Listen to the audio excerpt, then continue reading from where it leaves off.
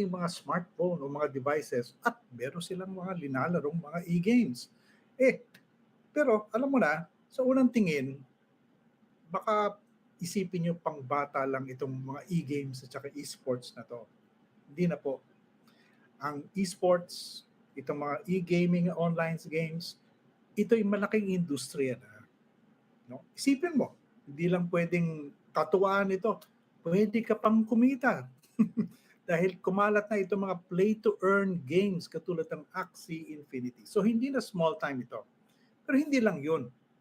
Even traditional entertainment, katulad halimbawa ng mga sinehan, movies, nagiging digital na siya, it's going online, di ba? Netflix ang talagang kalat na kalat sa ating mga Pilipino ngayon. At dahil dito, maraming companies, many new companies ang sumusulpot dahil sa lumalaking digital entertainment industry. So yun po ang pag-uusapan natin ngayong gabi. Our guests tonight will help us understand what is happening, and many things are happening in the world of technology, esports, entertainment, and entrepreneurship. So yan, that's gonna be our topic for tonight. Medyo mabigat pero very, very interesting because it's very, very relevant sa ating mga kapatid in this fast-changing world. Our first guest tonight is joining us from Singapore. She is the founder and CEO of a company called TechStorm. And we'll be discussing with her, the latest trends, things that are happening in the industry, in esports, and entertainment. And she'll be giving us the perspective of a company that's looking at it not only from an Asian point of view. Let's bring on Debbie Lee. Debbie, please join us. Hi, Mr. Mon. Hi. Good evening, Debbie. Thank you for joining us. How is the weather in Singapore?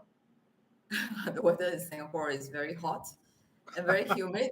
By the way, you have a beautiful home. I just had a more clearer view now on the screen. I couldn't see it very well earlier. Well, don't worry, Debbie. We're in the same boat. The weather here is just as hot. Okay, I think. No, anyway, let's start with the basics. So could you give us a quick briefing? What is TechStorm? Now, what do you guys do in that company? Yeah, I think first of all, thanks for having me on the show. And pardon me, I can't speak any Tagalog, but the only word I know is mabuhay. I hope that helps. So TechStorm is a Singapore headquartered company. We are all about Asia esports, video games, and technology, and of course topics around Web3. So Web3 is a topic that we are hugely passionate about, and we would like to be able to bring together a community of Pan-Asian enthusiasts who are super passionate around, esports, the stories on Asian scene, and of course, very exciting trends in technology, and of course, Web3, metaverse, all of that, even crypto comes under the broad topic of technology. So we're very happy to be able to sort of bring TechStorm into Philippines on Signal. And we're happy to sort of share more. We're happy to sort of get more engagement. Definitely Philippines is one of our favorite countries, for TechStorm. And we look forward to doing more and to bring more stories about Philippines and, of course, brings Filipino stories to Asia and also to the world. So that's a little bit on what we are aiming to do. Well, as you were just seeing the video that from your website, there's so many things happening. Okay. Maybe you can help us sort out all of these different trends that are that are rushing at us. From your vantage point, Debbie, what strikes you as those tech trends that are particularly relevant to us, Filipinos, for example, at this point in time? Can you think of one or two things that that comes to your mind right away?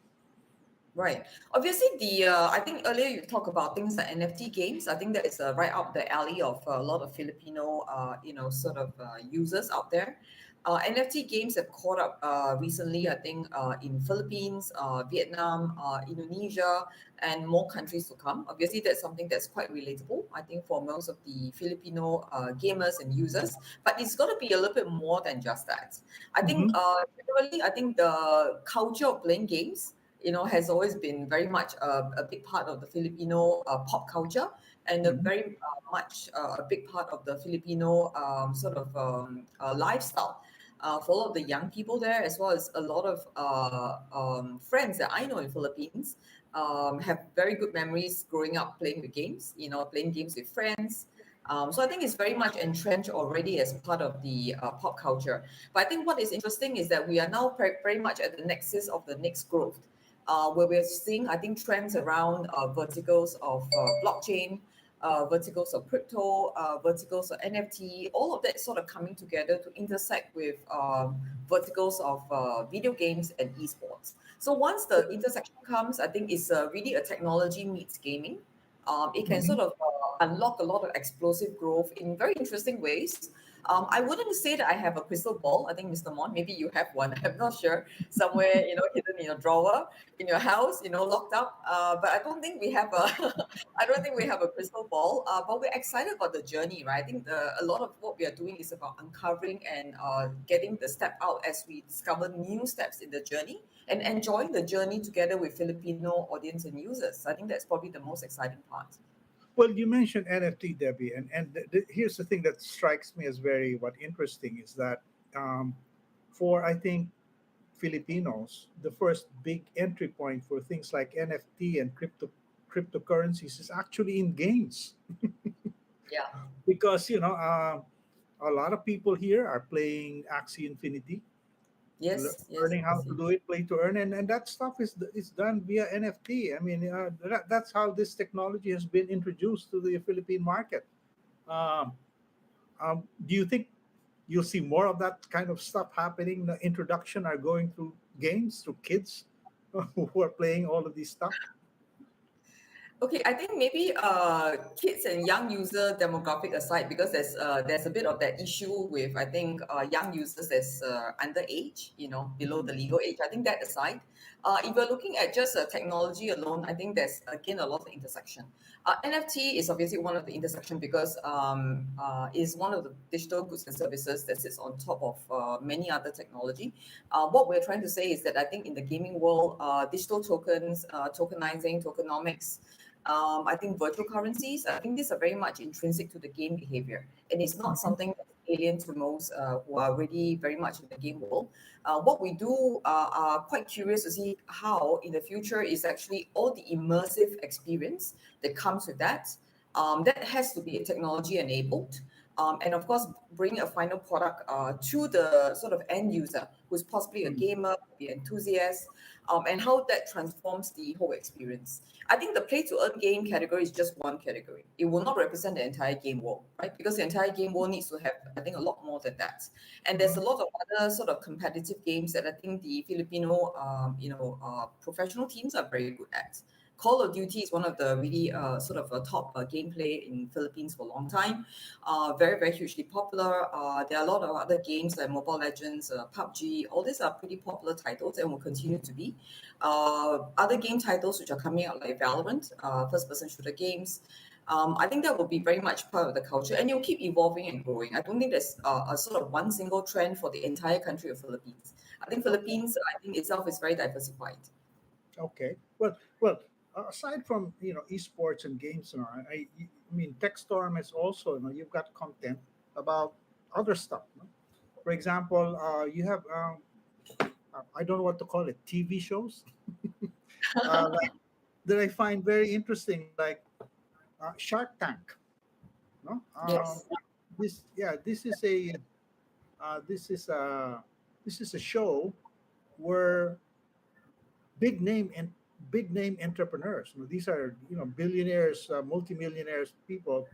Um, they listen to pitches of uh, aspiring entrepreneurs, and they decide whether to invest in there or not in those companies or not. The one episode that really interested me was a 10-year-old girl who put up a company that makes a particular kind of baby spoon, and she sold 50% of that company for $50,000.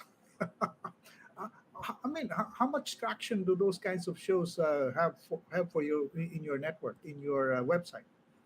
Okay, I think what we have observed is that Shark Tank is a staple. I think it's we are the exclusive media partner for Shark Tank US, and Shark Tank Australia. We've been doing this for some time. It's one of the premium titles that has a following and a life of its own because it's one of the oldest entrepreneurial franchises around the world. What we have seen is that I think it sparks a lot of inspiration, Mr. Mon. I think it inspires. I think pretty much from entrepreneurial, wannabes to students who are probably starting business, right through to probably, I think, sparking interest and inspiration for just a normal man on the street who are just curious about learning, how businesses are done, how venture capital could be possibly pitched. And of course, those who are probably what I call those who are really dreaming of being an entrepreneur, they can pick up sort of real life tips. Of course, a lot of it is dramatized because it is entertainment and it's very much to keep us entertained. But I think there's a lot of lessons that mirrors what happens in the real world. And of course, the scene of startups is very hot in Philippines. It always have been for many years. I think we have seen, very interesting companies like Tonic, which is a fintech company that is operating quite substantially in Philippines. I think there are a lot of bright sparks. I look forward personally as an entrepreneur myself. I look forward to having more unicorns coming out of Philippines because I think there's a lot of unicorns around us in Southeast Asia. Indonesia being one of the top lists for that. India is very strong. I think Philippines has a unique culture, has a unique sort of entrepreneurial startup scene there. That could possibly see a lot of categories around fintech, e-commerce, or EC, what the Filipino, entrepreneurs like to call it. I think there's a lot of potential verticals that could potentially possibly see unicorns coming out of the country. That's something I'm very excited to look forward to, and I hope maybe the show Shark Tank can help to spark some ideas and inspiration, and maybe some ideation along the journey. I'm not sure. I hope so. Okay. Well, Debbie, let me just give our viewers a cue. I understand, Debbie, that you have to leave immediately after this interview. You have another appointment to catch up with. So we'd like to ask our viewers now, if you have questions, kung meron po kayong mga tanong, please send it into our Facebook page and we will try to pitch it on to Debbie while she's still here with us in the first half of the program, because later on she won't be able to join us for the Q&A. Okay? Now, Debbie, going back to the one of the points that you mentioned earlier, the metaverse. We've been discussing this topic off and on the show because there's been a lot of speculation and a lot of anticipation of what the metaverse is going to be. But they also say, the literature also says that it'll take a little bit of time, because, technology's got to be rolled out, etc., etc. What, from your perspective, at Techstorm, seeing it from a regional point of view of Southeast Asia, how do you see the metaverse rolling out here, having an impact on the things that we're doing right now without AR or VR? What do you think the prospects are, let's say, in the next 2 or 3 years? I think that's a good question, Mr. Mon. Again, I don't think anyone can claim to be an expert of the metaverse. Certainly, I don't claim to be an expert of the metaverse because the metaverse is not here yet. I think that's just something that we have to be quite, upfront about. But are we excited about the possibility of that? Absolutely. And I think if we talk about concepts of metaverse, a lot of it is very much at ideation stage. Whether we're hearing it from Facebook's version of the metaverse, whether we're hearing it from Microsoft, who's getting to that, there are at least about 10 companies in the tech space that have gone in to invest in something related to that. NVIDIA, for example, is constructing its multiverse. So I think I would probably say that the metaverse is a concept, is very much an enclosed community that has ability to virtualize their personality, identity, and as well as the experiences in there. So that would give a very sort of a simple sort of an illustration around that. But it needs to be immersive for it to sort of happen. It needs to be able for them to sort of take on maybe a slightly different character of avatar, as you call it. Would we that there's going to be one metaverse? I don't think that's going to be likely. I think the transformation of the metaverse is still evolving and still iterating and shaping as we speak. But I think our take is that there's going to be more than one metaverse. It's going to be different metaverses. The same way that most of us have different social media lives, we will probably have different metaverse experience. It could be one that's a business related, and that is very much like a sort of a LinkedIn Microsoft version. Different sort of, for example, if you're passionate about certain games, you like certain games, I say, you play game titles like say Call of Duty. There might be, going into the community itself is almost like a metaverse transformation, right? So there's going to be different types of that. It's not going to be one metaverse for all of us.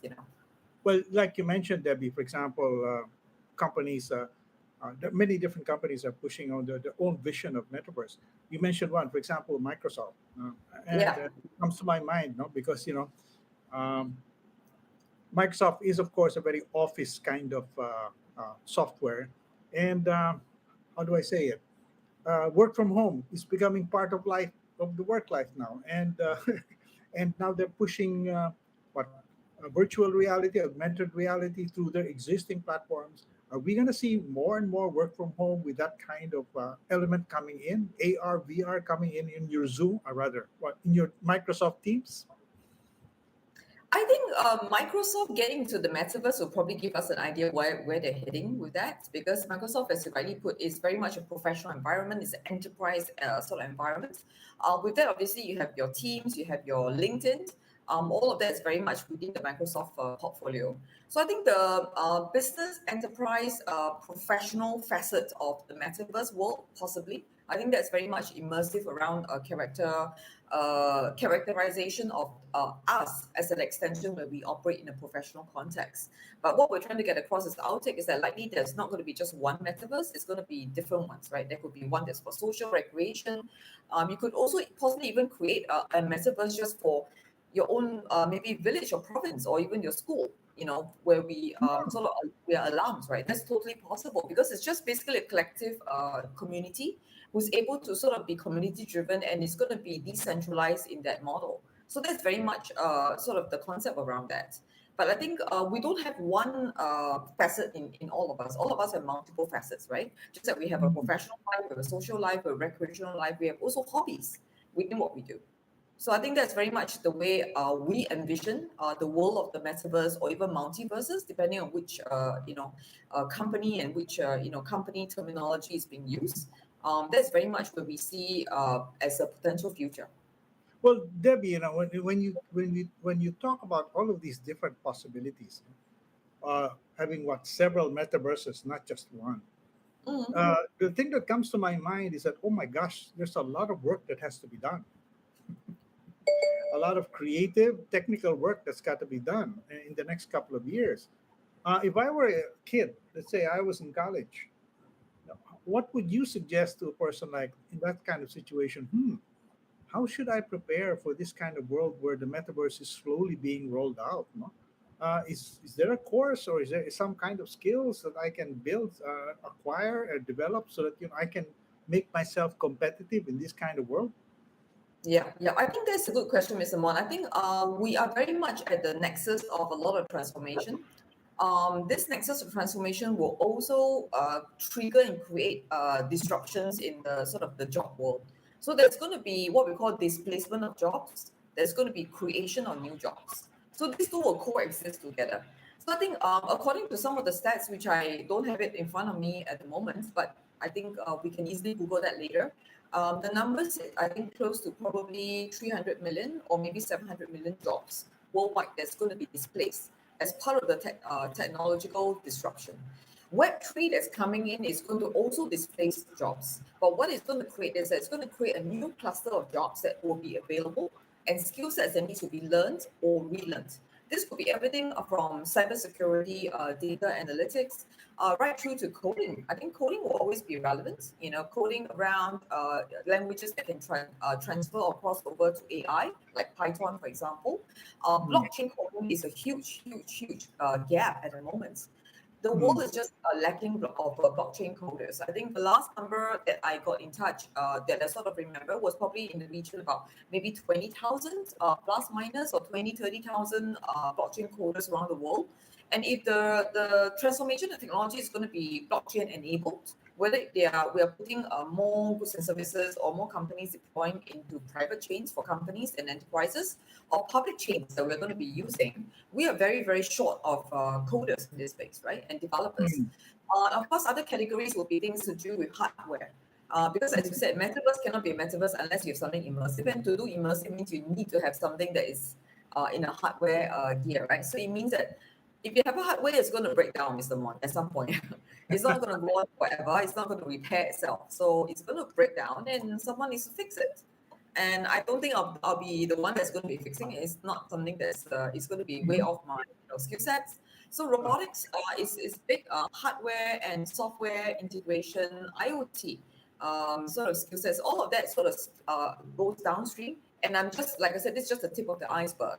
As skill sets continue to transform, new skills that need to be picked up, and then new industries and skill sets come in, right? The whole equilibrium is adjusting as we speak. And we're very much at the nexus and the threshold of a lot of this transformation. Well, okay, Debbie, let me just give a word out there to to the kids who are watching the show and to their parents. There's a very different world that's rolling out there. It's percolating, and you've got to check what kind of new skills and new knowledge do you need to learn para maging competitive dyan sa bagong mundo that's emerging right now, right in front of our eyes. No? Okay, going back to you, Debbie. Okay, if that's what's happening, there are upsides and downsides to anything that happens. No? So, for example, how in a metaverse or a more advanced digital setup, no, how are we gonna deal with things like privacy, you know, or things like cybersecurity? Now, what do you see in that field, in that area? How should people prepare for this kind of new world that's emerging? I think that is two very interesting points. Again, I don't think we have a full picture of that because, like I said, the metaverse world is not really here yet. It is still in a journey of shaping its narrative. What we're seeing right now is bits and pieces of that. We've seen bits and pieces of companies who's launching either goods and services, virtual lands, virtual experiences, virtual fashion, the avatarization, I call it, of everything, where Mm. anything and anyone can be avatarized. If we're going to Yes. allow a new word that's not in the dictionary anywhere in English. So that means is that all of us can be transformed. It depends on what kind of personality and what shape and form, right? I think that will obviously mean that there's a lot more other things. For example, like you said, rightly said, probably not so much of cybersecurity as much as it is, I think, privacy. I think privacy of data. So if I choose to enter the certain metaverse to interact, say, with you and maybe with some of our friends from Signal in say, hypothetically, a professional environment with Microsoft's metaverse. So what about the conversations we're having in that metaverse, right? The chats we're going to have. Uh, Mhm. who's going to own their privacy?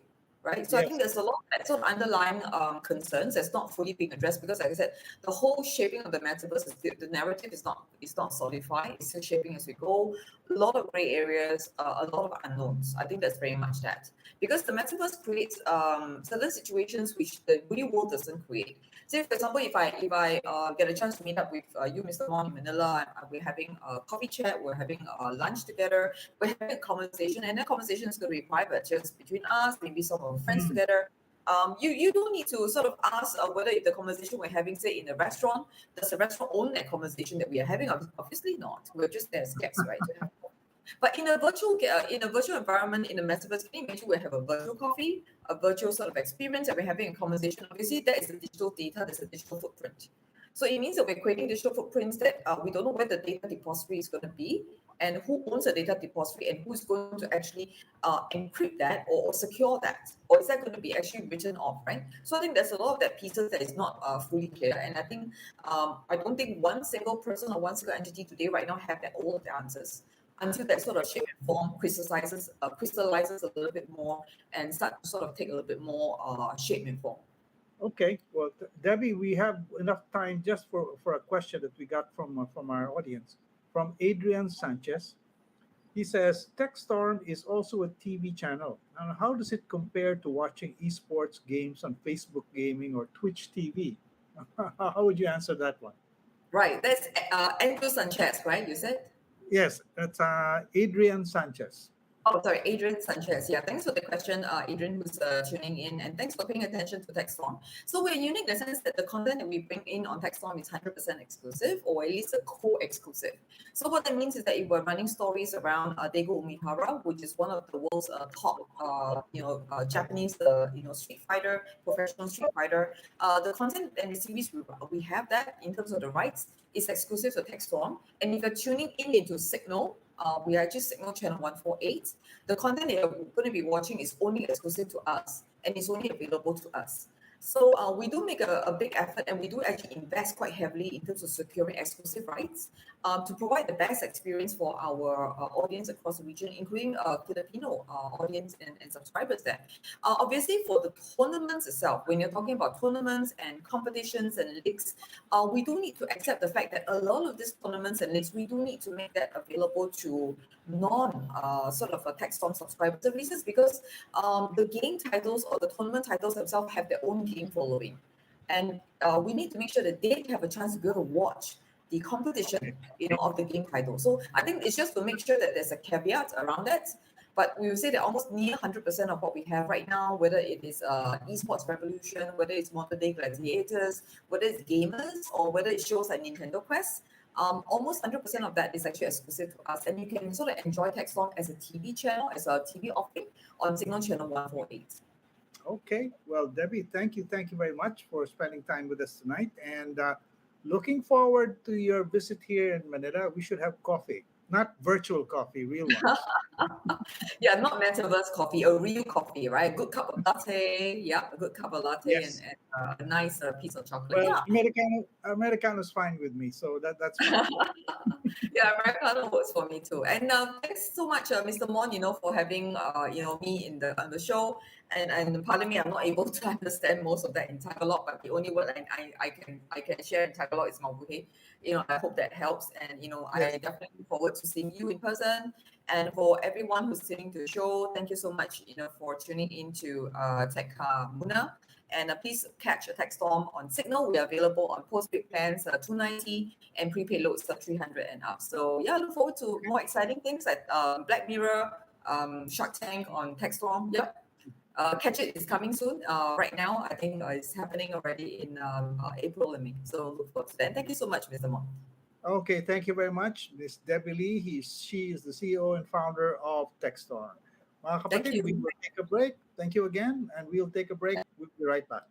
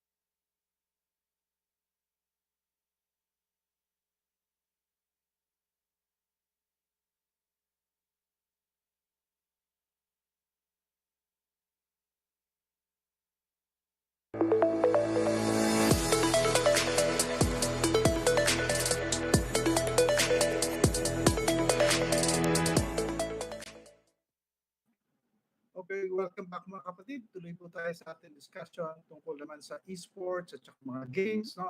This time, we're going to take a look at this topic from a different perspective.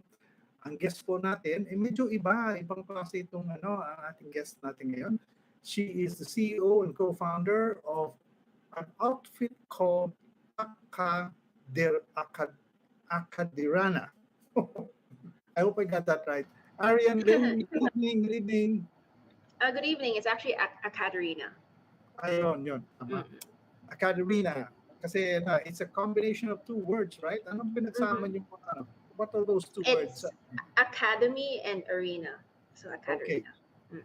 What is AcadArena? In Yeah, one, two, so sentences. Sige.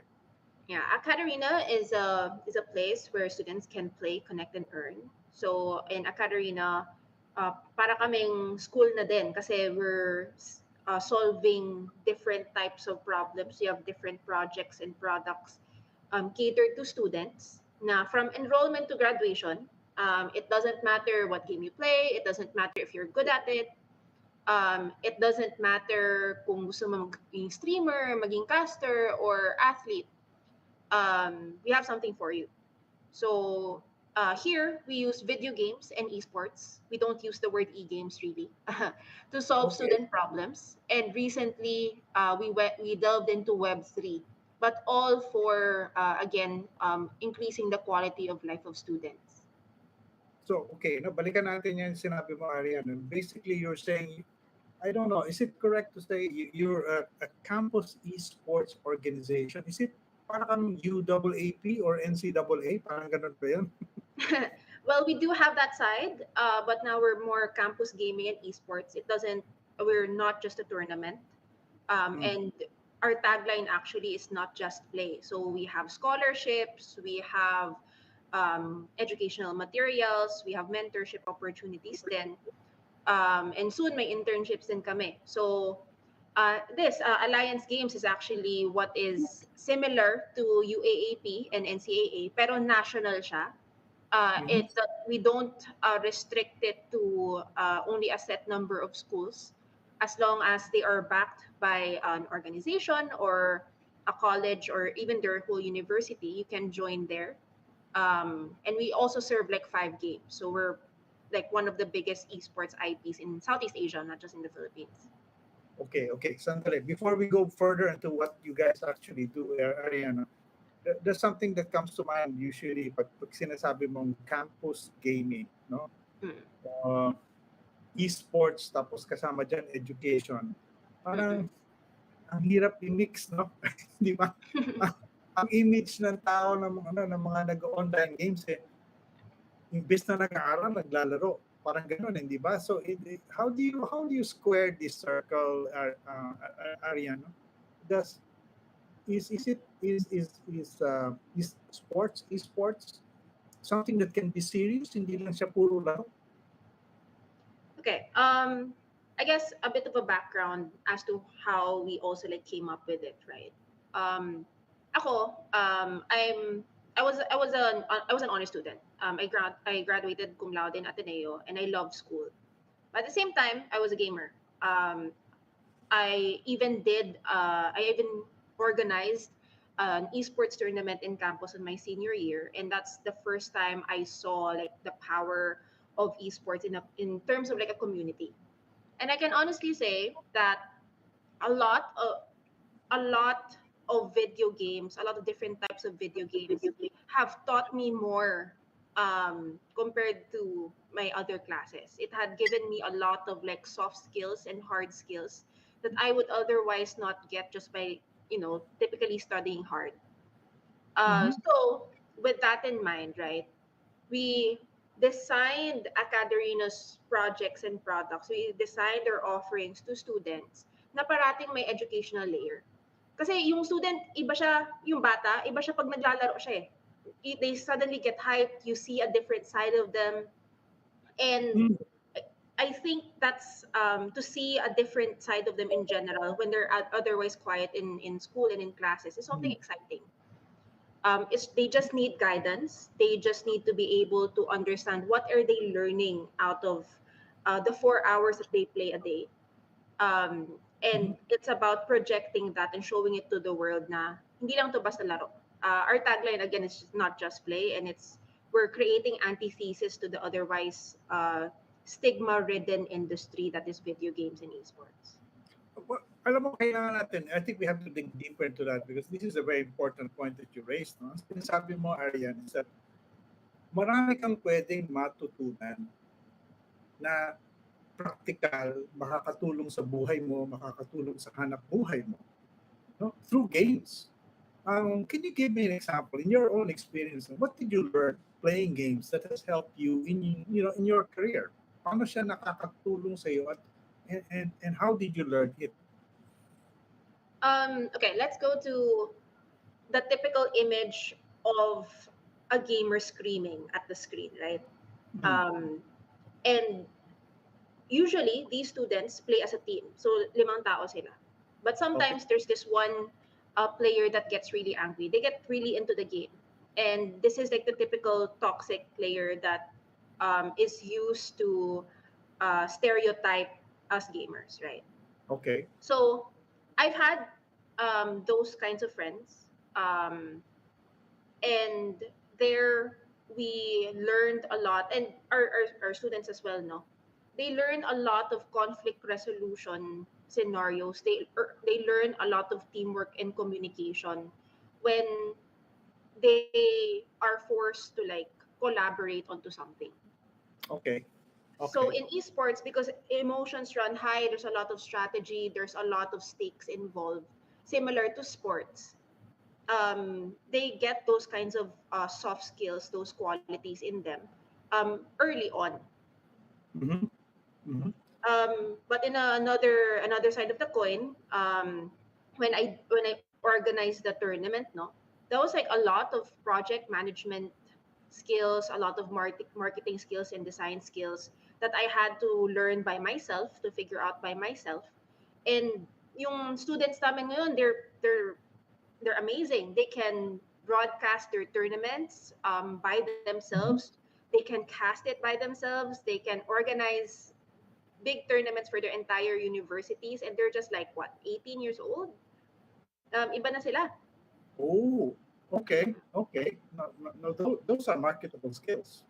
Pwede ka Mm. makahanap ng trabaho kung, kung marunong kang gumawa Yeah. nun. Pero are you teaching these kinds of skills also? Hindi lang yung playing the games, no? Yeah. How do you organize a tournament? Kasama ba yan sa tinuturo ninyo? Yes, definitely. If anything, we teach more of that rather than getting better at the games that they play.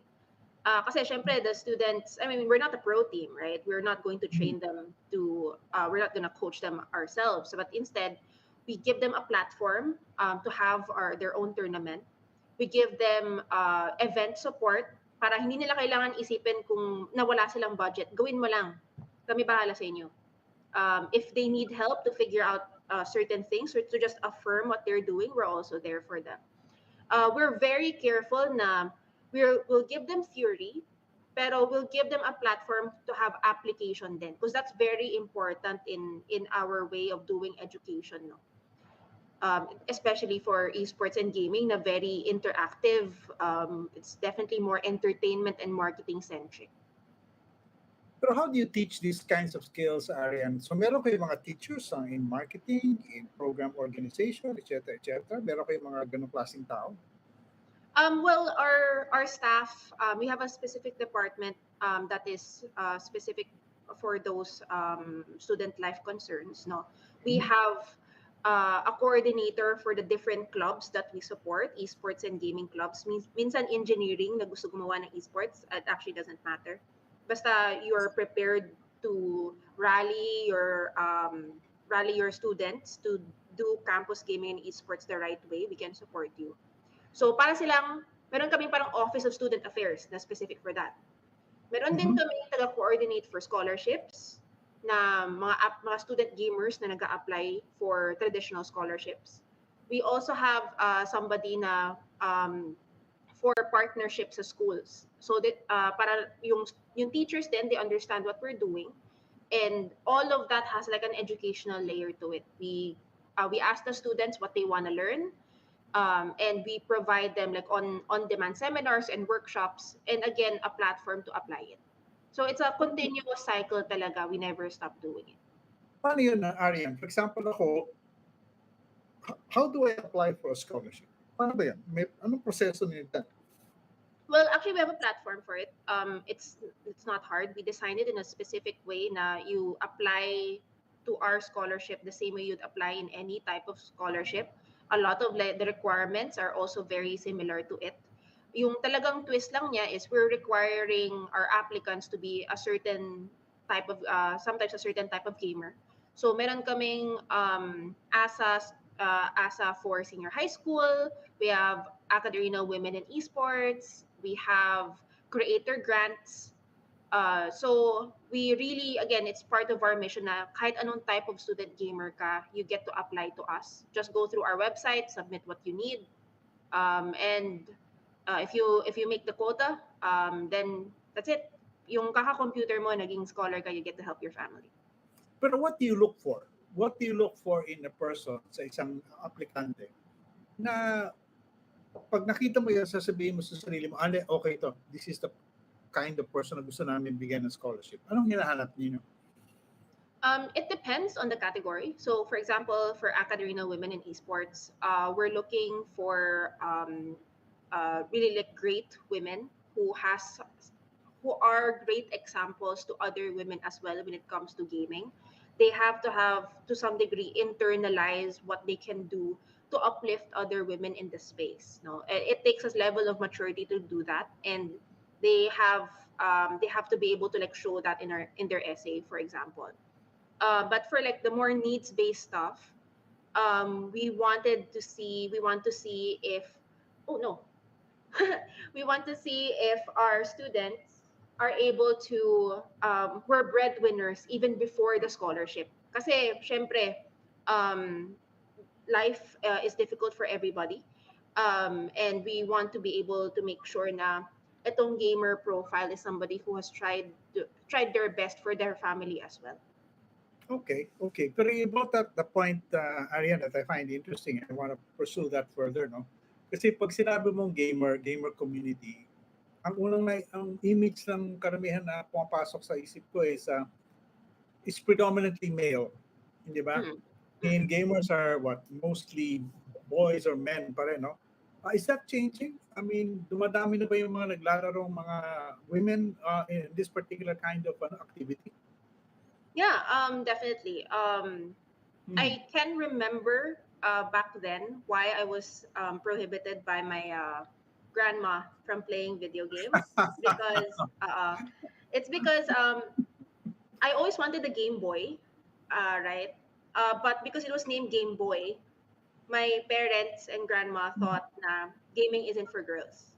Like that very simple decision to sell video games that way, that very simple decision na we will put it in the boy section sa toy store, kind of changed the narrative, at least for me and definitely for a generation of girls who wanted it as well, right?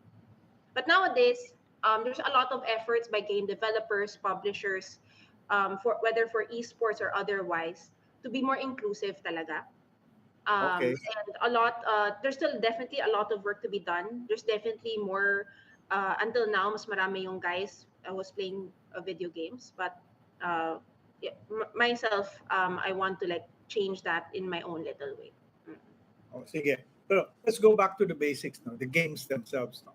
Dito in your organization, what are the more popular games na talagang yun ang bread and butter ng training ninyo? Well, for us, since we speak to our community a lot, no, we actually parang have a mini poll kung ano ba yung in demand din ng campuses ninyo when it comes to video Yes. games. Mhm. And so all 5 games that is part of like the Alliance games that will launch this April is actually like the main games that students want nowadays: Valorant, Call of Duty Mobile, Mobile Legends, League of Legends PC, and League of Legends Wild Rift. So Mhm. I think we're one of the few na mas game agnostic talaga, na as long as in demand ng student, we will make it for them. Parang they won't get left behind. Aha. Okay. Pero well, just to parang put this discussion together, hindi lang learning how to play games, it's also yung learning how to organize, put it together. Yan ang tinuturo talaga ninyo, hindi ba? Did I get you right, Ariane? Yeah, because we have given this platform for them to join our leagues, and we have certain requirements for them how they run their teams, no? A player for esports, they have to get along with the 4 other strangers they have in their team. Bawal Mhm. malaking ego dyan, conflict resolution, leadership, like communication, it's there. they would need a team manager, they would need a coach. So a lot of problem solving, a lot of organization, a lot of EQ is required in order to manage these players who are in a heightened state. And while they're training, while they're competing, syempre ayaw mong left behind yung gaming community mo sa campus.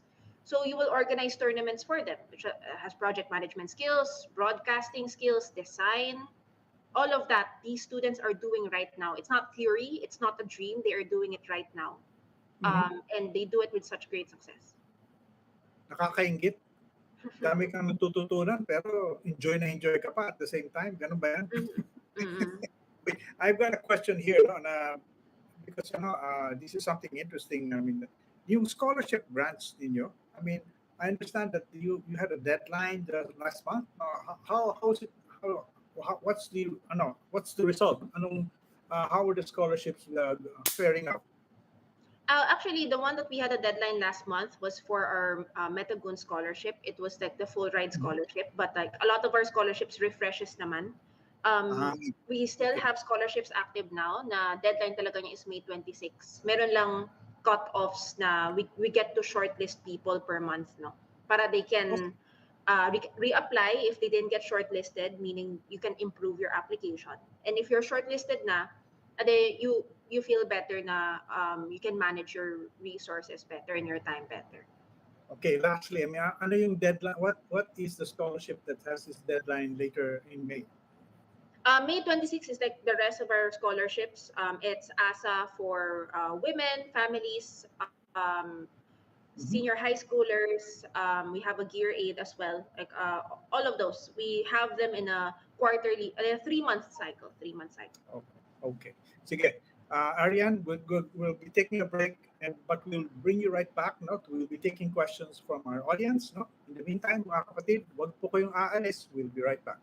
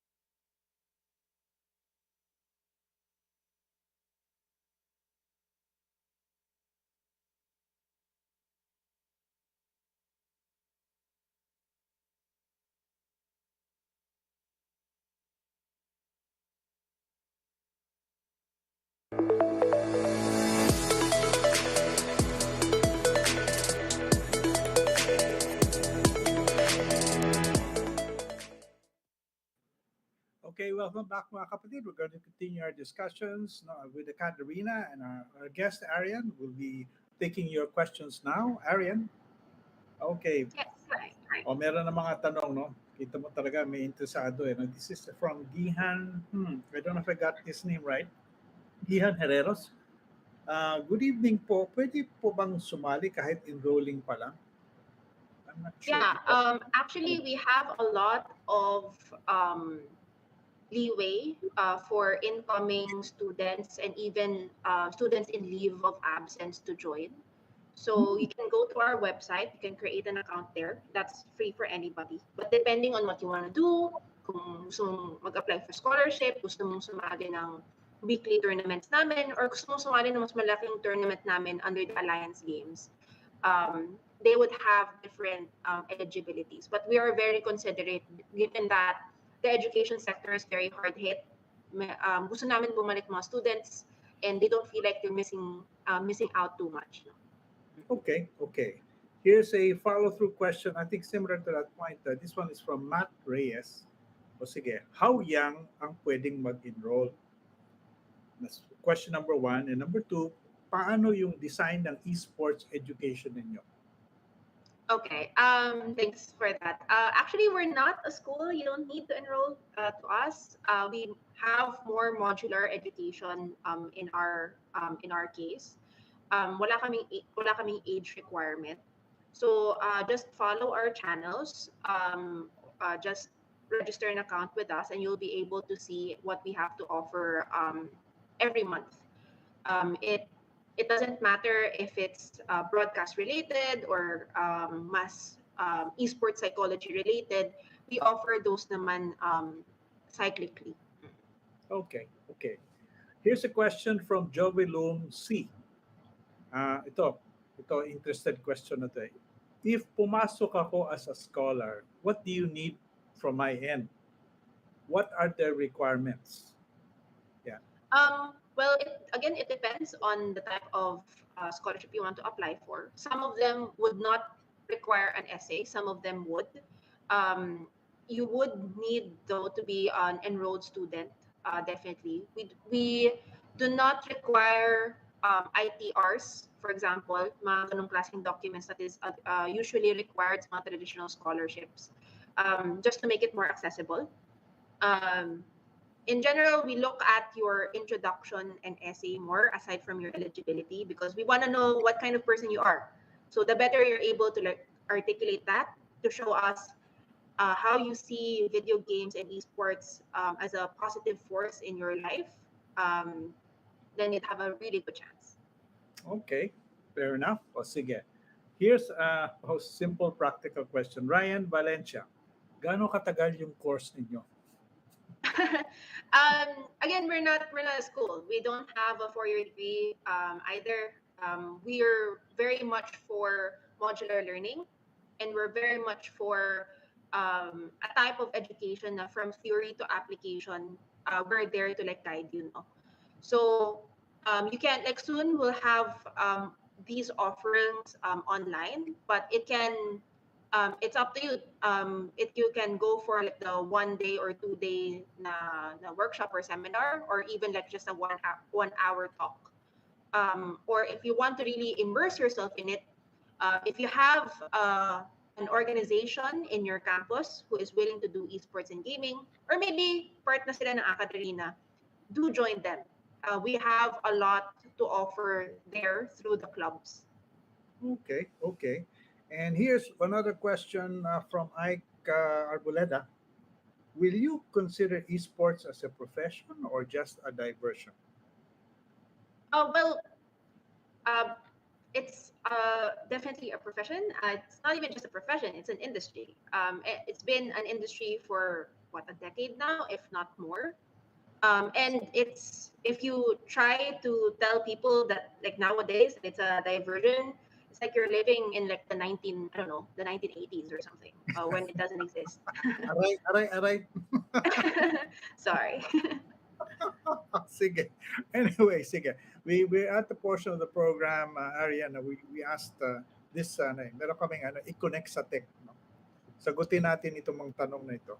No? What careers can you build in the world of esports and digital entertainment? Well, the thing is, esports by itself was a marketing tool for certain game developers to extend the lifespan of their game. Esports in itself is entertainment, it's marketing. So a lot of the traditional jobs that we have now, it's possible or it may already have an esports equivalent of it. For example, um, we still need like our company, no, we still need HR, we still need business developers, we still need project managers, right? But it's all in the context of esports and gaming. You would need to have lived a lifestyle, you would need to have a certain level of knowledge in order to execute that roles. Yeah. And then in the line of entertainment, we have commentators, broadcasters, we have stream engineers, we have technical directors pa rin, we have art directors pa rin, video editors, multimedia, etc. You name it. All of that would have an esports and gaming equivalent as well. Pero kailangan, alam mo yung program flow, alam mo yung ano bang how do you get esports fans excited? Kasi ibang kultura siya, ibang lifestyle siya. But we do have those counterparts. So it's really so big. It's such a big industry.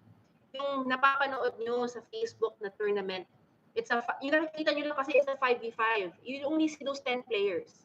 But behind the scenes, there's probably 50 people making that happen. Okay. And that's where you can join us. You don't have to be good at the game to join esports now. Well, just to cap everything off, here's yung final question yung i-connect sa tech, no? May paraan ba para makabuo ng career sa loob ng esports industry? Well, yeah. I mean, I just said in those 10 players, you don't need to grind 18 hours a day na in order to join esports. If you're great at the game, then good, then great for you. Do try out on that. Pero you can be part of that 50 in the back end. It's equally fulfilling and it's still the video game culture that you love. Okay. Sige, maraming salamat, Ariane. Thank you very much for joining us tonight and sharing all of your very, very interesting insights, no? Hindi pala, ang tawag nito? Hindi lang laro ang esports at saka e-games, no? Maraming seryosong trabaho palang ginagawa dyan sa likod, no, na hindi natin nakikita habang naglalaro tayo. Thank you again, Ariane. Maraming Thank you. Okay, and also we'd like to thank Debbie Lee, the founder and CEO of TechStorm, and we just had Ariane Lim, the CEO and co-founder of AcadArena. So yun po, no, that's the world of gaming and esports that is emerging ngayon. Hindi na po laro-laro lamang, maraming trabaho din. In the meantime, maraming salamat uli, no, to our guests and to you, of course, our audience. Laging tandaan, malaki po ang pakinabang ng mga gadgets, pero teka muna. Think before you click. Ako po ulit, si Mon Isberto, ang inyong tech lolo. Magandang gabi po mula sa amin dito sa Teka Muna. Kami po ang 1PH, teleserbisyo para sa Pilipino.